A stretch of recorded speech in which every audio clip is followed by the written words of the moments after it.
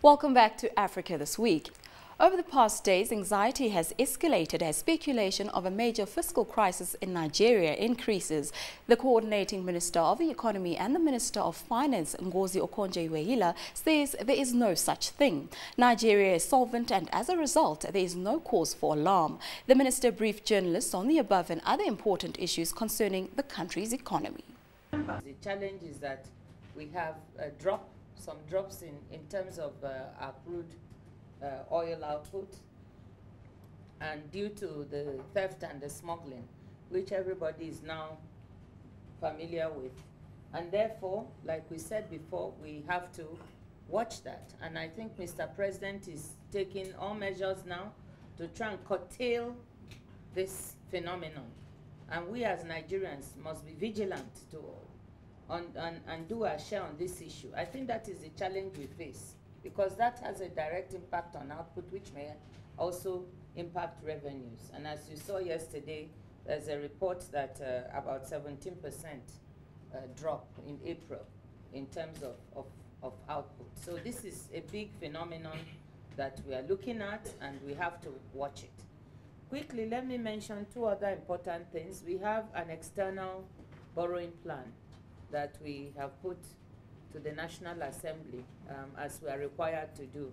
And I'm really counting on your help to help us get out the borrowing plan as quickly as possible. I know that I mentioned it to the Honorable Chair that this committee, this is our committee, we're asking you for help in this, and I hope that you can let us have it very soon. A lot depends on it, of course, until the National Assembly pushes it out.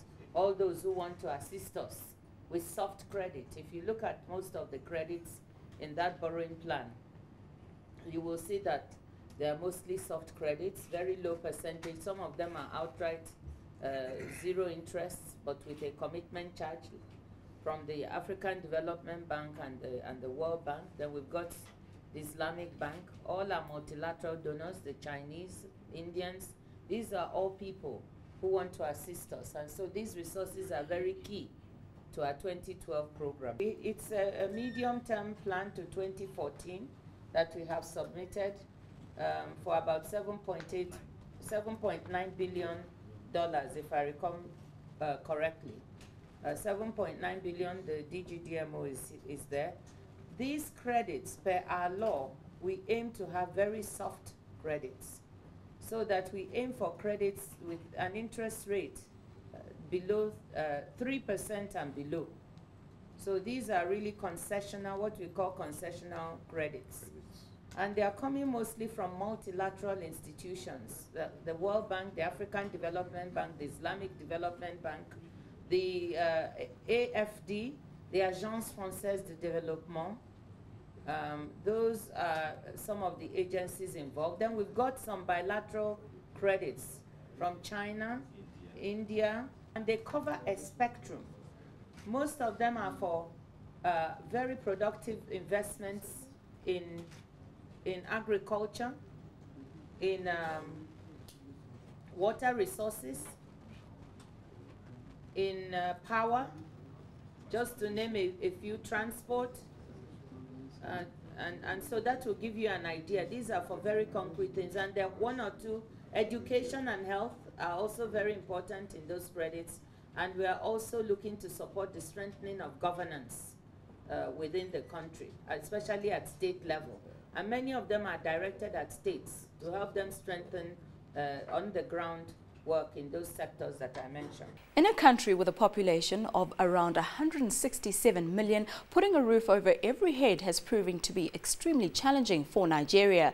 This has been further exacerbated by underfunding in the housing sector and a shortage of social housing. Safia Ibrahim reports. Abdullahi is a 28-year-old hairdresser and a single mother of 3. After a long day at work, she looks forward to going home to see her family. But her one-bedroom apartment is severely cramped, serving as the living room, bedroom, and kitchen to 5 people, including her sister. This is where I'm sleeping with my 2 children and my sister. So me and my sister will lie down here, my 2 kids will lie down here, I myself will lie down here. So the remaining of them And the night they took this table now on top of this here. So they lie down. One of them will lie down here like this, and the second one will put in here this way. One of them will put in here this way. That is how we'll be managing. Around 30 to 40% of Nigerians currently live in urban areas, which has led to overcrowding of major cities and has also increased the risk of civil disobedience. The housing deficit is estimated at between 12 to 16 million units and will require about 53 trillion naira or $400 billion to remedy. You can just see somebody living in just one room apartment with a family, like maybe 5 children, a wife, you have another extended sister with you. It's very bad in this country. Let them improve in Nigeria. We need improvement. In an effort to tackle this huge gap, the Ministry of Lands, Housing and Urban Development is engaging with other relevant stakeholders, including mortgage finance institutions, to come up with possible solutions, one of which is the development of a Nigerian housing framework. Prior to this time, in fact, there was no housing policy. We have a housing and urban development policy. The urban development aspect of the functions of the ministry has never been brought to the fore. That is why people talk about slums, unplanned cities. So in the new document we have the guidelines for maybe upgrading a slum area, of creating new cities. And when you create new cities, you have to provide facilities, schools, hospitals, and things like that. Or even renewing our existing cities. Some of them have not been planned, and so there are problems about facilities, about building a community of people living together. So these are issues that are addressed in the new housing policy.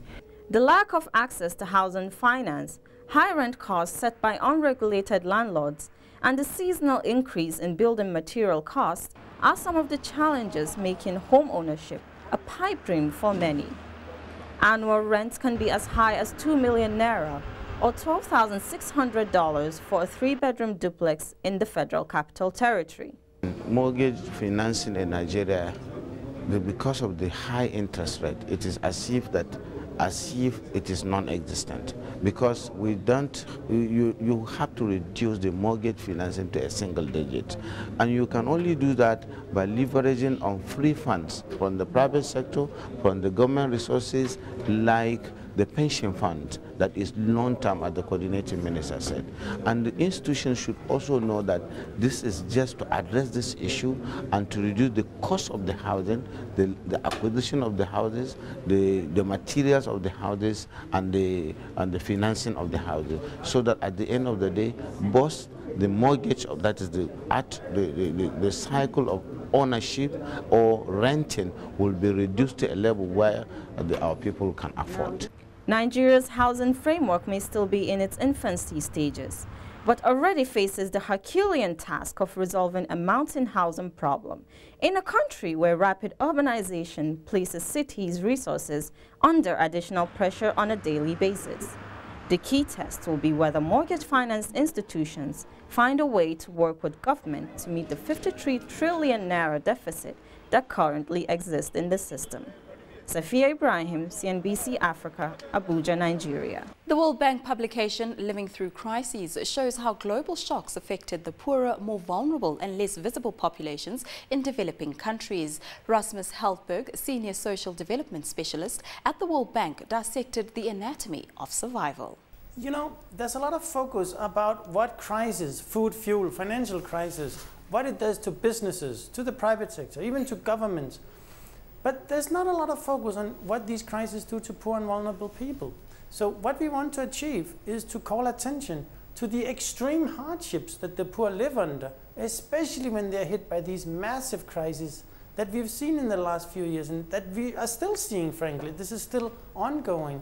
We want to call attention that it's not just about getting enough food, it's also about food. It's also about the stresses that people live through trying to get enough food. It's about how people are forced to lower the quality of nutrition, of education, of healthcare. when they're struggling to make ends meet during a crisis. Rasmus, one of the things that is discussed, and this was literature that I read, you know, of somebody who had read your book and was just commenting on it, and was saying that the role of social capital is very important and giving support to that social capital for these people. I would like you to talk a little bit about that and the role that the state can play in giving support to those structures that they then would be able to help the people that are vulnerable that you mention in this book. Well, should the state give support to the social capital, or should they give it to the poor and vulnerable people directly? I think that's the question. First, but most fundamentally, the state should give support, because frankly right now there's very little given, and the poor have to fend for themselves. And yes, it's true, they rely on the social capital, as you mentioned. First and foremost, though, they rely on family, relatives, then on friends and neighbors, and on wider community structures, church groups, occupational groups, village groups. But you know what? Those structures are not effective enough. They really, really become eroded when you have these massive crises. We call them systemic shocks. They affect everybody in the community. Then there are no resources left to help those that are the most needy. Because frankly, those people who are a little bit better off, who maybe normally would step in to help, they can't afford it any longer. That's the reality that we're looking at. Let's talk about a country like Kenya that has had, you know, disasters happen there, natural disasters, for instance, and also not only with that, and that's something that your publication looks at, but also, I mean, they were hit by the financial crisis like so many countries were. So that's a really good example to use a country like Kenya that is on the African continent that has this double whammy when it comes to these disasters that happen. What were your key findings in a country like Kenya? That's a great question, because a country like Kenya is really an example of extreme hardships during crisis, and these hardships are still ongoing. And we cover both, by the way, rural areas and urban slums. The key finding is that people are pushed down to the bare minimum, living on one meal a day, and very often the poor are forced into prostitution and into selling their last few assets and into violent crime and theft in order to survive. So we find an extreme example where stress and hardship just undermines the community norms that frankly normally would stop all these social ills from happening. It's really, really terrible what is happening, and how much of prostitution, of HIV/AIDS, and of crime and violence that can be traced back to the sort of the struggles to put food on the table. That's all for this edition of Africa This Week.